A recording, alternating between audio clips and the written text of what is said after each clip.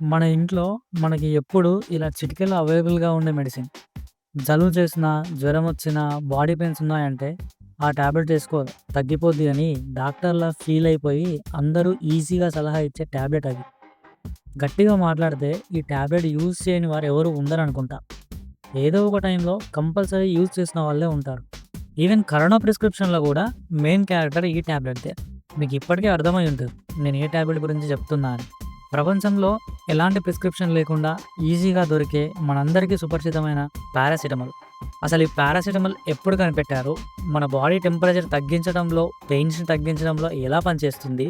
అసలు మన బాడీలోకి వెళ్ళి ఇది ఏమేం చేస్తుందో ఈ వీడియోలో చూద్దాం. సో లేట్ ఎందుకు, let's dive into our beloved paracetamol story. Hello viewers, this is Kranti. Welcome to my channel Kranti's insights.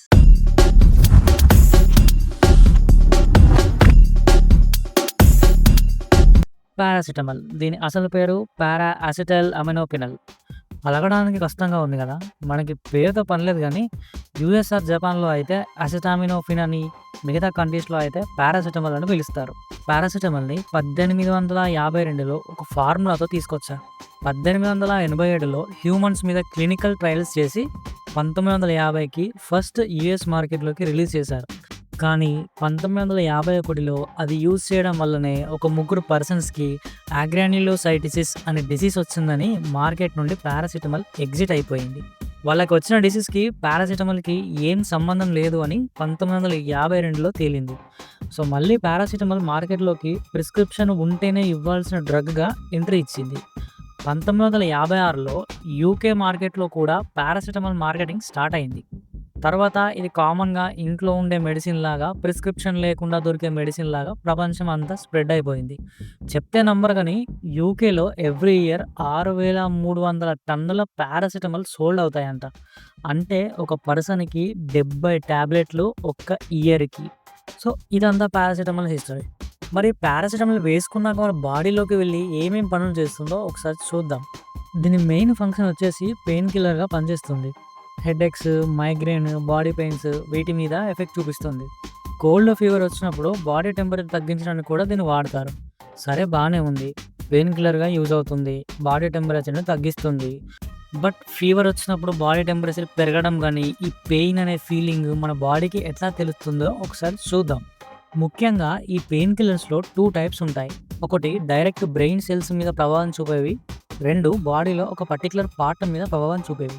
ఈ పారాసిటమాల్ బ్రెయిన్ మీద ఎఫెక్ట్ చూపిస్తుంది. అది ఎలా అంటే, మన బాడీకి ఇంజురీ అయినా, ఏదైనా పార్ట్లో పెయిన్ వచ్చినా, ఫీవర్ వచ్చి బాడీ టెంపరేచర్ పెరిగినా, మన బాడీలో ప్రొడ్యూస్ అయ్యే ప్రోస్టాగ్లాండిన్ అనే కెమికల్ బ్రెయిన్లో ఉండే పెయిన్ రిసెప్టర్స్ని యాక్టివేట్ చేసి, ఇదిగో బాడీలో ఈ పార్ట్కి పెయిన్ ఆర్ ఇంజురీ అయ్యింది, బాడీ టెంపరేచర్ ఇంక్రీజ్ అయ్యింది, నువ్వు బాడీకి చెప్పు అని మనల్ని ఆ పెయిన్ని, ఆ టెంపరేచర్ని ఫీల్ అయ్యేలా చేస్తుంది.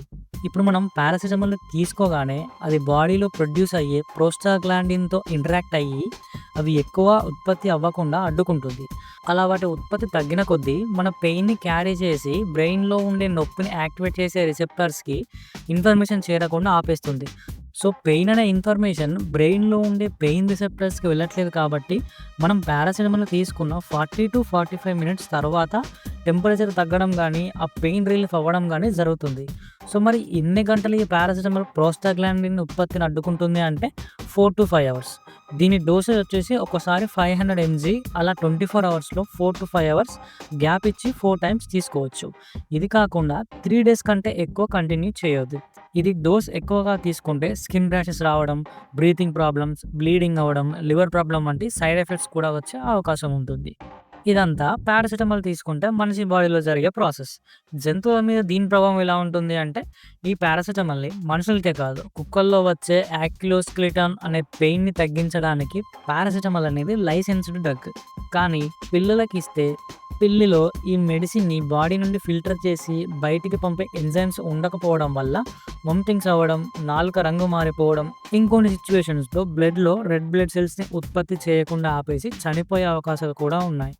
ఒకసారి యుఎస్లోని గుయామ్ ఐలాండ్లో పాముల్ని చంపడానికి చనిపోయిన ఎలుకల్లో 80 మిల్లీగ్రామ్ పారాసిటమాల్ ఎక్కించి హెలికాప్టర్స్ ద్వారా పడేసి అవి తిని చనిపోయేలా చేశారు.